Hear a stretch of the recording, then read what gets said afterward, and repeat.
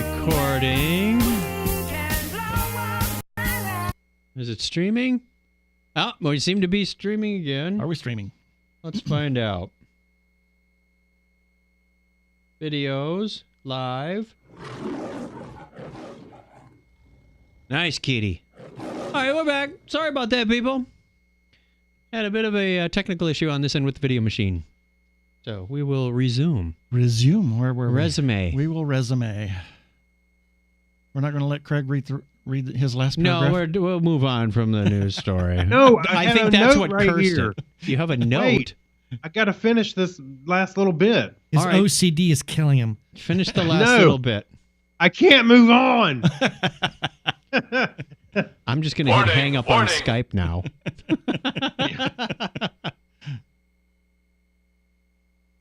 Are you serious? Do you want to finish reading that story, or are we moving Yeah. on? There's like Then not the go! whole thing.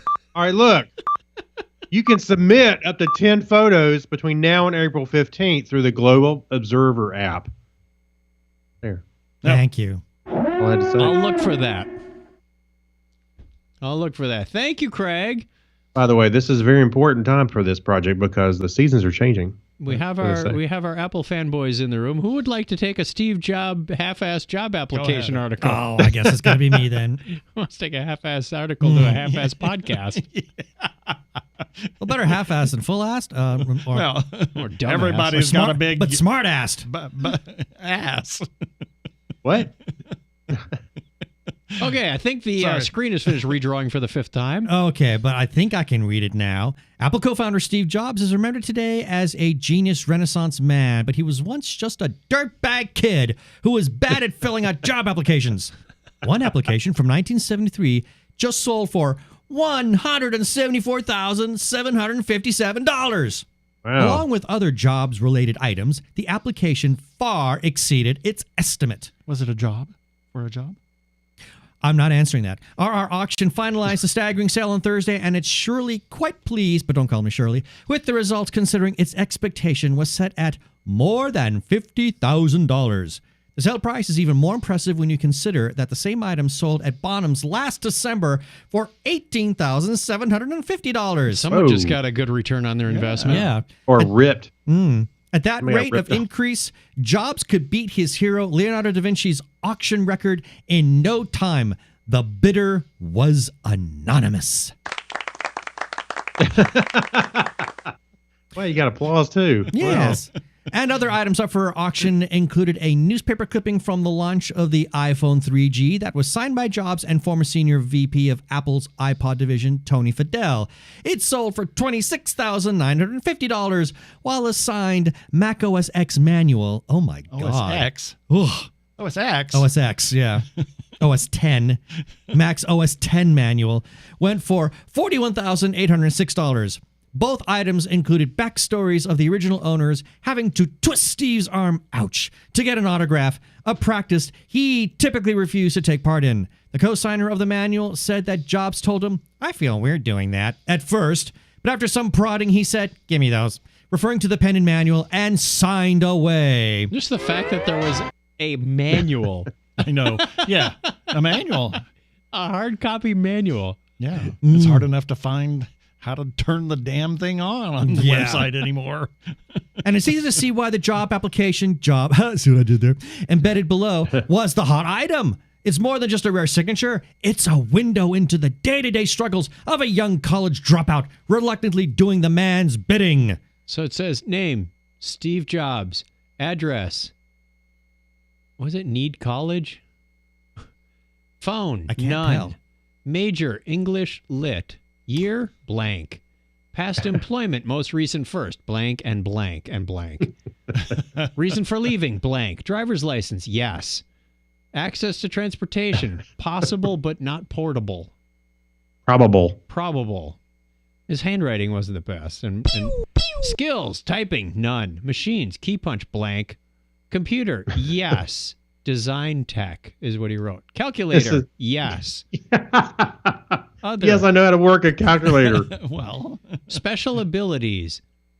Electronics tech or design engineer, digital something. something. This was somebody dated spent $174,000 for this piece of paper. 1973. Position desired blank. Wow. That's a man with ambition. He was preoccupied. never would have seen that one coming. Yeah. You know what's funny? I was thinking of that OSX manual. Yes. OSX came out like 2000, 2001. About 2000, yeah. About, yeah. Look how long they've had that. I mean, there's been some iterations of it, but still, Yeah. It's amazing. it's been a long time. No, I just 17 years, 18 years. Well, the fact that the Macintosh is still around after 34 years, Mm-hmm. that's pretty impressive, too. Yeah, absolutely. All right, quick break. We will be right back with the hopefully entertaining part of the show. Yeah, maybe we'll start.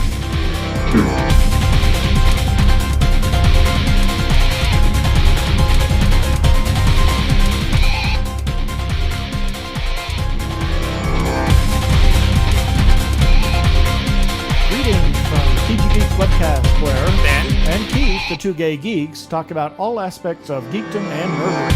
Sci-fi, comics, film, horror, genre, you name it, we talk about it. Find our episodes each week on tggeeks.com. Visit our Facebook page, TG Geeks Webcast. On Google Plus and YouTube, look for us as 2 Gay Geeks. You can tweet at TG Geeks and at the 2 Gay Geeks. Or call our feedback line at 469-TG-GEEKS. That is 469-844-3357. Happy listening. Peace. Cheers. Hey everybody, it's Dr. Trek, Larry Nemechek, coming at you right from Portal 47 and all things Trekland. And you're listening to Technorama with Chuck and Craig.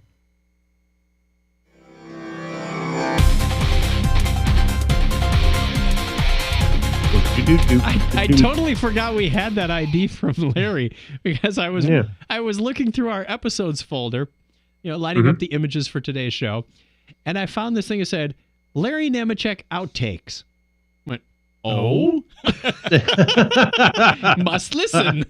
Oh, really? And he says, "Hey everybody, this is Larry Nemechek coming to you straight from Trekland and Portal 47, and you are listening to Technorama with Chuck and Craig."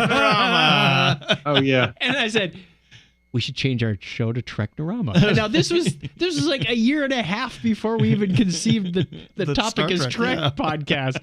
All right, that's pretty good. Yeah. That's pretty funny. We should have called the other show Technorama, Craig. Yeah, there you go. Let's see if we can talk Clinton into changing it now. Yeah, no. I changed the website. Why did I buy these change domains for this. 8 years? I got to order business cards again. We were going to build that into the ID, but I didn't want to humiliate him every time we played.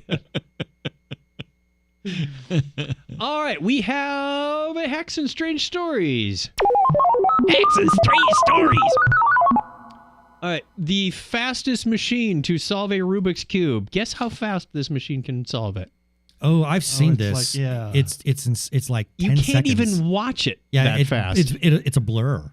About a year ago last March, a robot called Sub-1 solved Rubik's Cube in 0.637 seconds, earning it the Guinness World Book of Record for being the fastest cube-solving bot. That honor now appears to be in jeopardy, however. A pair of engineers have demonstrated a new robot that can solve Rubik's Cube in almost half that time, a mere 0.38 seconds. I don't even think that's possible. Got to be kidding. Well, I'm glad they solved the other problems. I'm calling shenanigans I am because too. this doesn't... A real Rubik's Cube would fly apart. Exactly. It couldn't take the physical stress. They do have one short video where it does fall apart. Oh yeah. It goes, and they Pieces show just it fly at, everywhere. they showed it at 0.03 times speed, and it does about 10 moves. You can see it go whoop, spin here, spin there, and it just kind of gets caught up on itself. It goes. I would love to see that. It's great. Follow the show notes through that, and you will. Actually, you know what? We might be able to do that. Hey, yeah. Go ahead. No, I was just going to say,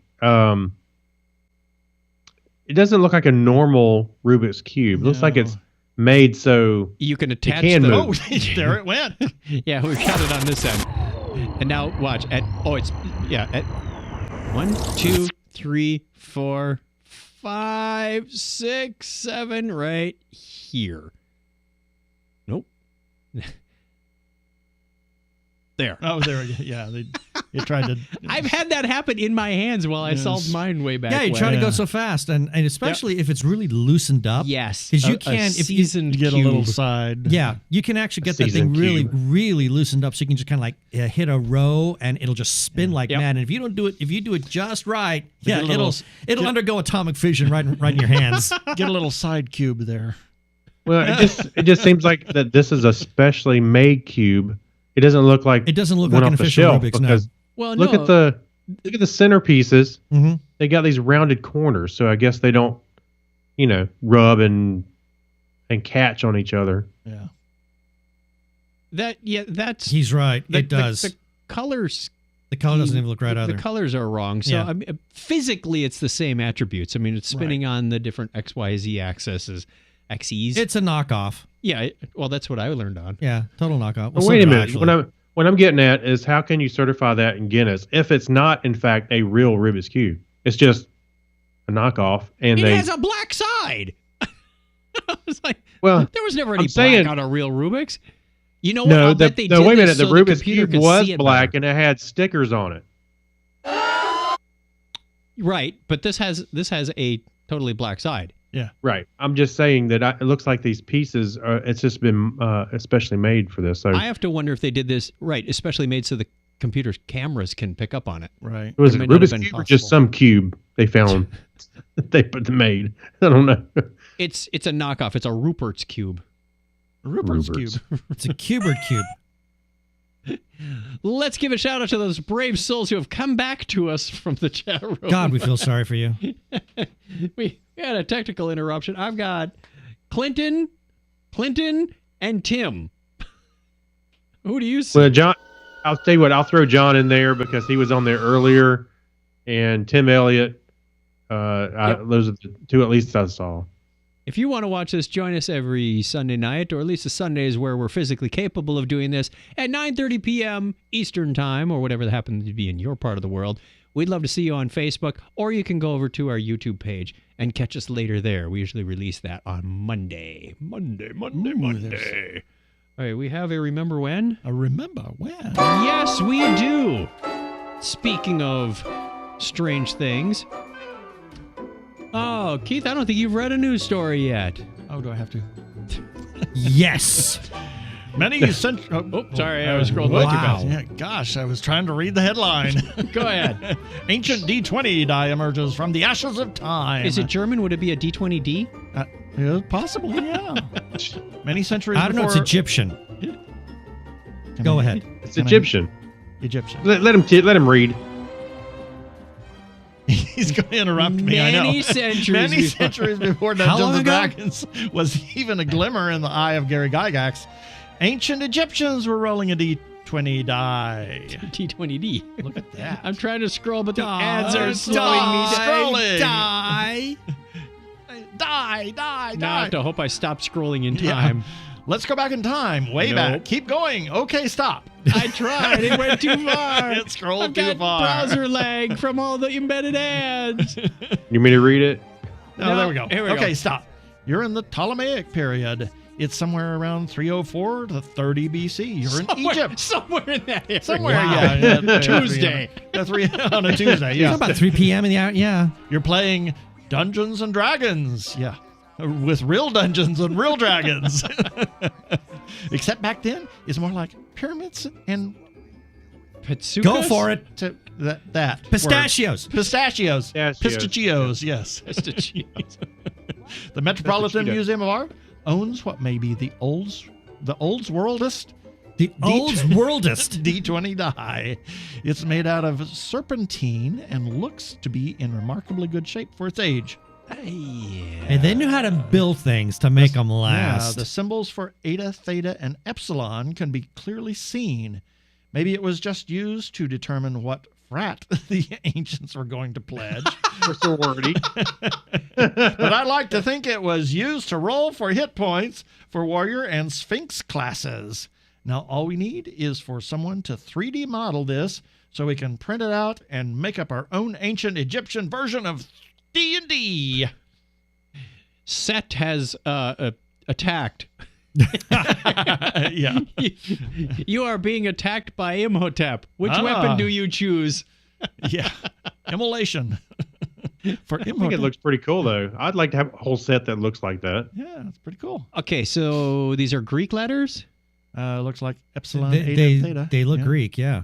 It's Okay. all Greek to me. When I'm not an ancient Egyptian historian, but when did Egyptian letters become part of Or when did Greek letters become Greek part of letters it? become part of Egyptian? I don't know. It may have been imported from Greece because it says it's the They had all the best dye. it's the Ptolemaic era. Okay. So, you know, I mean, they probably exchanged technology. They probably did. know. The Mediterranean trade industry was big back then. Yep.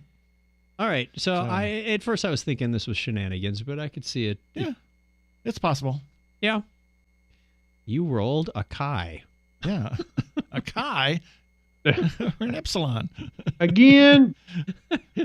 When I roll Sigma a chi. I rolled a sigma. A smegma. What? What? Oh, no. No. Let's not go there. Craig, Yes, did you used to play Q*bert when you were a kid? all the time. On my 2600 in the Keith arcade. hates that Loved game. it. Who? Keith hates Oh, that I- game. Oh, I you hate just it? I always sucked jumped at off the edge. I did too. Ew. I loved playing it at home. I even had it on the Commodore 64, but the problem was, the joystick is right, left, up, and down at home. On the arcade, it was like diagonal, so it would work right. But So anyway, just this hold story your joystick at a 45-degree angle. What's your problem? did because then it's at an angle and it feels weird holding it. Anyway, Oh, for a soundbite of that. You Yeah, got it's like us reviewing those old iPod. remember those old iPod covers we reviewed? Yes. You've just been immortalized again, Craig. Yeah. All right. Like I need that anymore. All right. So, this a computer was trained to play Q*bert, and it immediately broke the game in a way no human ever has. That sounds like Q*bert right there. So, while the jury was still out on whether today's machine learning techniques will ever create a program that could rival human intelligence, one thing about the future of artificial intelligence is clear: the machines are really good at playing games. And when the machines get good at playing games, sometimes they come up with bizarre strategies and tactics that humans never would. Never would. Yep. I'm going to patent that. So, for example, in the new unpreviewed paper posted by what? Yes. Yes. Arziv? He's He's on Ready Player One, right? Yeah. Artemis. Which saw through a tweet from researcher Miles Brundage, 3 researchers from the University of Freiburg in Germany trained an agent using evolutionary strategies to play 8 different Atari games over 30 years ago. From over 30 years ago.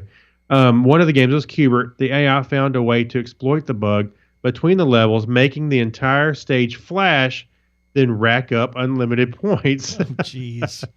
There is a video of this. You got to watch it. The Yeah. AI just starts jumping around when it clears the first level. All of a sudden, it looks like, hey, you cleared the first level, but it never goes on to the second level. It just all the squares that you normally land on start Yeah. flashing like this disco fever thing, and he's jumping around, not making really any pattern, never going to level 2, just going points. There's no coily never comes along. my The ball God. never comes. Really? It's just free for all. The AI learned to cheat. Yeah. It found a bug in the It system. found a bug. Now this must be on the Atari 2600 version, because if you look at the Yeah. graphics, they look really That's what kind of. That's what it says earlier, that it was the Atari version. Yeah, this different isn't the Atari stand-up games. arcade Oh, game. yeah. No, that was not the graphics from the arcade game. That is pretty cool. Amazing. Well, you've heard about Alexa talking to Siri. Yes. Oh my God. That you talk about Skynet. Oh yeah. The AI today it's terrifying. It's getting there. It's And getting there. then you've got the computers that are playing the video games. I mean, that's like War games. war games. Yeah. Yep. So yeah, I'm prepared to welcome my computerized overlords any day now. I'm working hard on finishing that app. Yeah, I was going to say, Thank you very there's an much. app for that. Isn't everyone? So you're the All one of who's those responsible for megalomaniacs. Alexa making that maniacal laugh. Huh? I just the laugh that was Oh, no. kind of creepy. Did that happen I'm to surprised you? you don't have no, the recording I of that. never yet. triggered that. Oh, dear. But I watched videos and that would be creepy. Out of the if- blue, just she'd Yeah. start laughing. It's like, yikes! Whoops. We've got you where you want. We want you. Usually you can tell when you wake it up. I've woken her up on close approximations to Alexa. And the TV will always get it when they play something like that. And it's supposed to, I thought they were getting immune to artificial signals like TV. But yeah, you would normally That's hear what they that. want you to You'd think. normally hear when you trigger the keyword, the wake word, whether it's Alexa or Echo or whatever, they hear the bloom. I did not hear that. That's what's creepy. Yeah. Is you're just talking along, all of a sudden you hear that. What the? Yeah, Well, poltergeists. Is there someone in the house? Yeah, it was poltergeist. wake word my foot.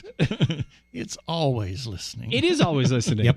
And now you don't guess- have to wake it up I guess every they- time. They have this like stay awake feature. So Okay. I can say, Alexa, turn on the living room. Okay, turn on the foyer. Okay, turn on the backyard. So you've got like a 2-second window before you have to use the wake word again. So you can keep chaining these things along, which is kind of nice. Yeah. We were talking about that, the Colossus, the Foreman project, and all of these, AI things that have become megalomaniacs, and controlled the world, Skynet, and Sorry, Dave, I can't do that. yes, exactly. I could see Chuck, getting a glass of milk out of the fridge and the thing starts going, drop the milk. I got to get a maniacal laugh for my. Turn off Soundboard. left bedside. Okay.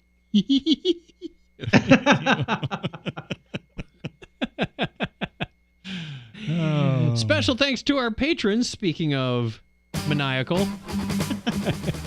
Thank you to you. This show is brought to you by you, our wonderful patrons. These are the people who go to patreon.com/Technorama podcast and donate as little as $1 a show to keep the show going.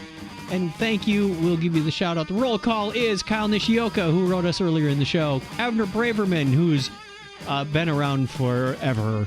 Ben Vaughn, Mike Wills, Mr. Megapodtastic is our newest and latest and greatest patron. Thank you very much. Night Gig Studios, Gary Lindros, John Clifford, Leon, John Noble. Not John Noble. Not Not that John Noble. See, Predictable you miss us, don't as you? the monsoons, I tell you. Chris MC, Alexis Duran. I'm just going to have to record that part now so that when you're not here, we'll just throw that in as its Yeah. own audio clip. Saturday that. Morning Media, Steve Theraman. not Theremin. Oh, Wait, no, we could do that. There, now he's got his own theme. There's mine. And Yorga Shrawan, whom we're going to try and see when we go over to London in May. We'll see if we can get together with Yorga for the first time ever. Where's mine? What are That'd you be looking cool. for? Oh, I was looking for my theremin so we could have dueling theremins again. Take your theremin in the morning. Yeah. 20 milligrams daily. It's a Oh my good gosh, thing. we still have more show left. We have more show. It seems like it's been going on forever if we didn't have that technical breakdown in the middle. All right. I found this on Facebook. Thought it was fun. Take any Star Wars quote and replace one word with sausage. Sausage. the sausage is strong in this one. Of course, that one came up. I had one in there too. I contributed, I contributed one. I but got a can't bad remember what it feeling was. about sausage. this was your father's sausage. It's the weapon of the Jedi Knight. Ow, my sausage! I think one of my favorites was, judge me by my sausage. Where do do you- you?" Oh my gosh. gosh. A lot of them were from A New Hope, but they said, wow, this actually makes episode 3 bearable.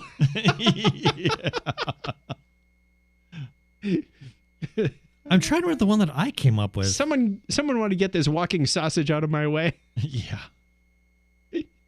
You stuck-up, half-witted, scruffy sausage herder.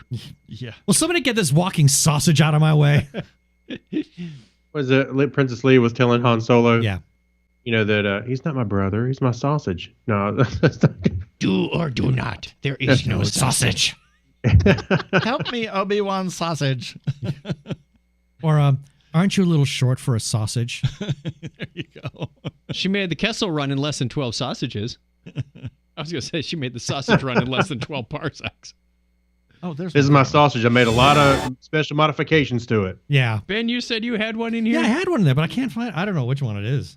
Ben, I'm not finding it. Maybe it was on a different thread. Maybe No, somebody I else think it shared. was that one because I recognized the graphic. Let's keep scrolling. Must keep scrolling. Man, this Xander McDonald guy really went overboard, didn't he? Yeah. There's some really good ones in there. I mean, and if I think long and hard enough, I could come up with some really good ones. Christiana Ellis. Every word of what you just said was sausage. Whoa, I gotta think about that one. That's the creepy baby from Alexa. No, it's actually Oh, Crazy boy. Joe's baby. Have fun. Let A us couple know years what you ago. want to write and change yours. I'm surprised that so many of them were centered on the well-known quotes around A New Hope. Yeah. That's Remember- obviously tells you that's where the That's most the most memorable popular quotes come one, from. yeah. Yeah. Hey, the Hey. force will be with you, sausage. The sausage will be with you. His sausage count is high. Use the sausage, Luke. Yeah. Use the sausage. I am your sausage. No! Oh, is this about Joust the movie? Oh, it could be. Oh, boy. Let's see. I should play that.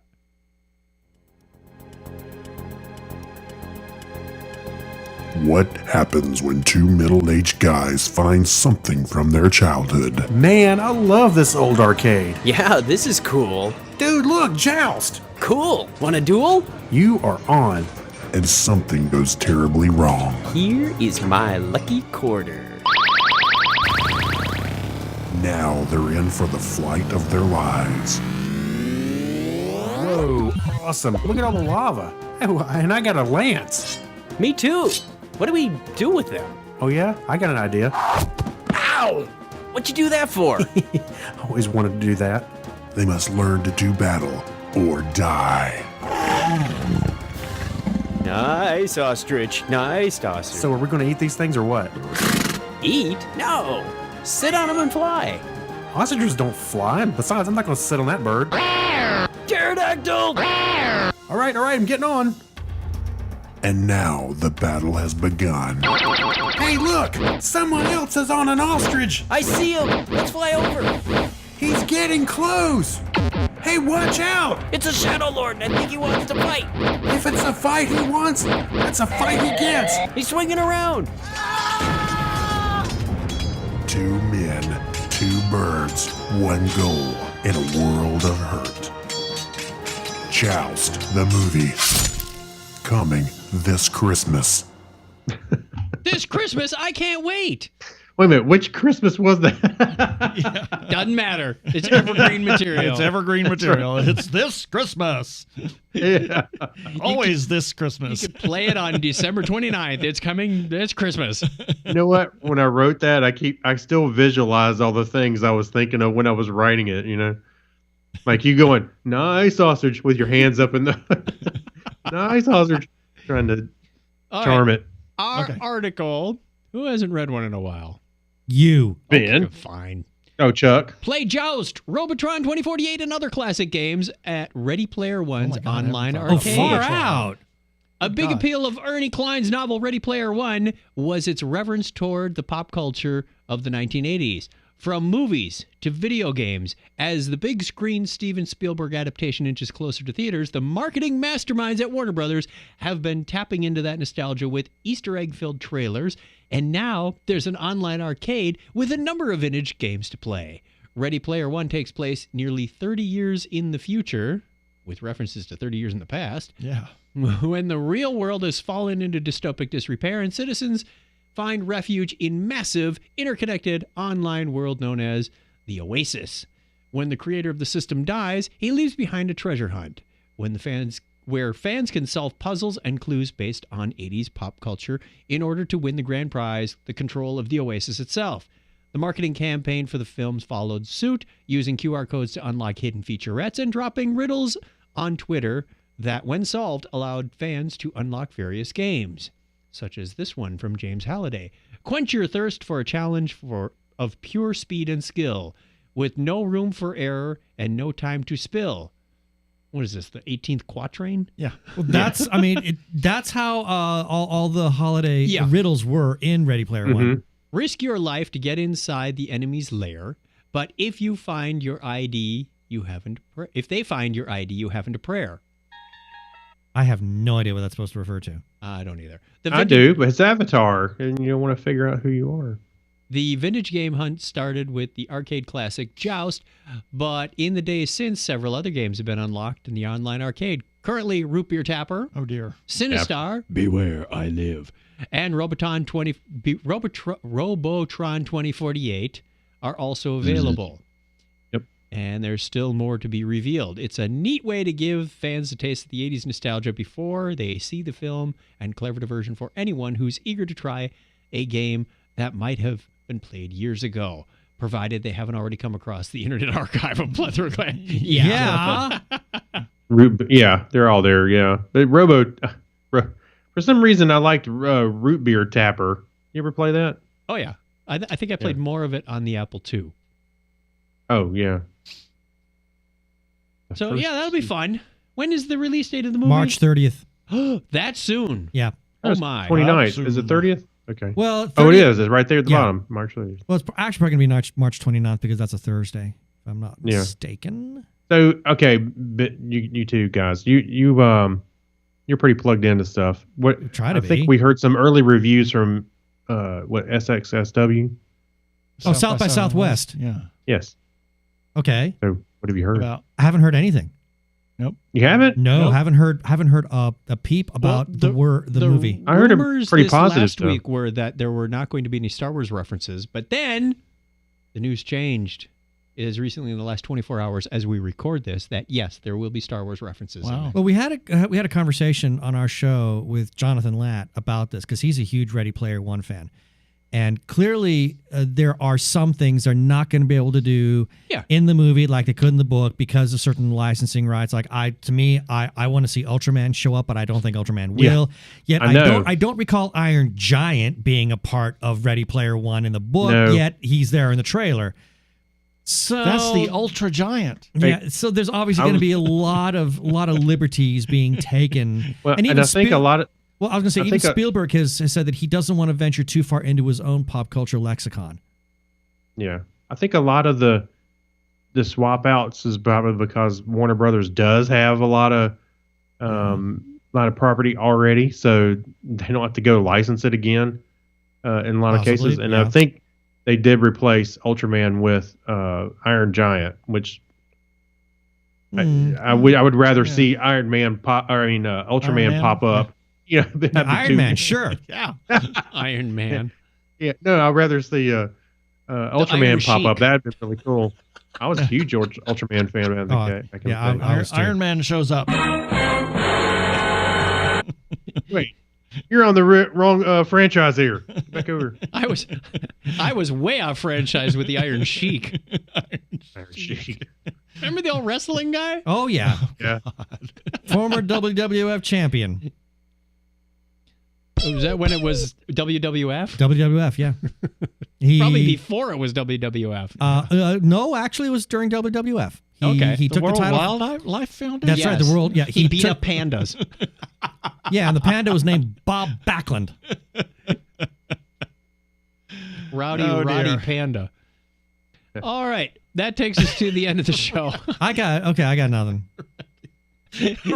Our question of the week is, what is your first memory? Oh, I think that would have had to have been the 128K upgrade. Arr. It was K back then, kids. Look it up. Exactly. I at one time in my 286 Epson, I had a 40 megabyte hard drive. Oh my God, it was huge. When your couldn't fill that spreadsheets thing were up. only 200K each. If that.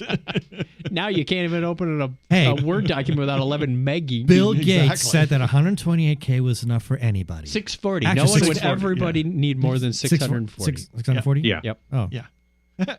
But they cut the quote off. It was like times 1,000. Yeah.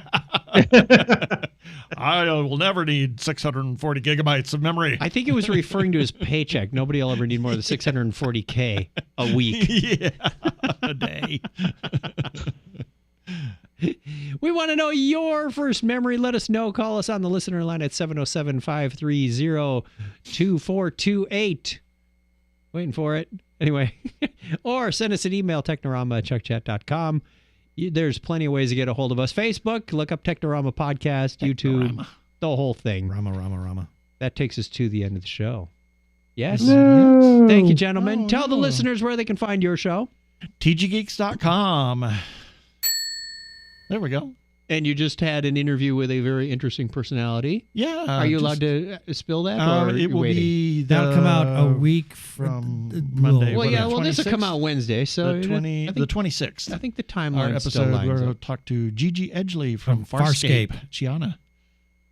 Cool.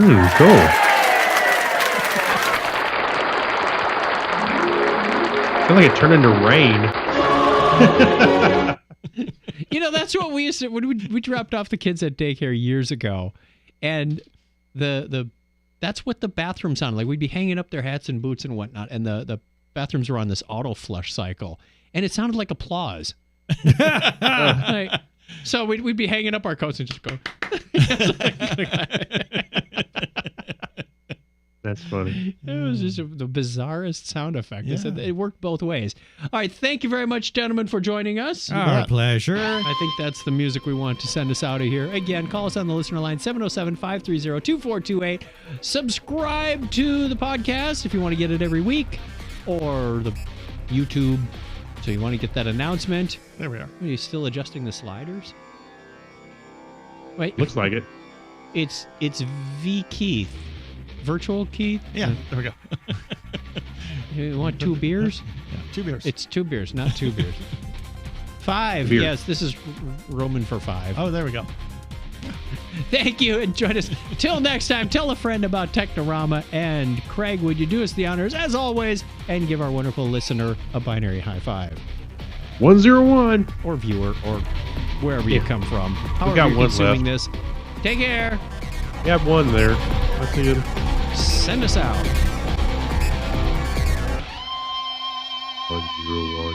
10111011. That show seemed to take forever, didn't it? Got a Patreon topic, Craig? I did while I was looking through the show notes, or while we were talking. Well, you started to have a conversation about the AI stuff, and then I thought, oh, that might be interesting, but you kept talking about it. Kept I'm like, talking about it. Kept talking Yeah. about it. That was the discussion. We blew it. Sorry. Say Yeah, we'll just goodbye cut to that. our wonderful Facebook Live viewers Bye, Facebook Live viewers and YouTube people who are watching this. and YouTube people. Thank you. Thank you. Hope to see you again next Sunday at 9:30 Eastern. Bye. Later.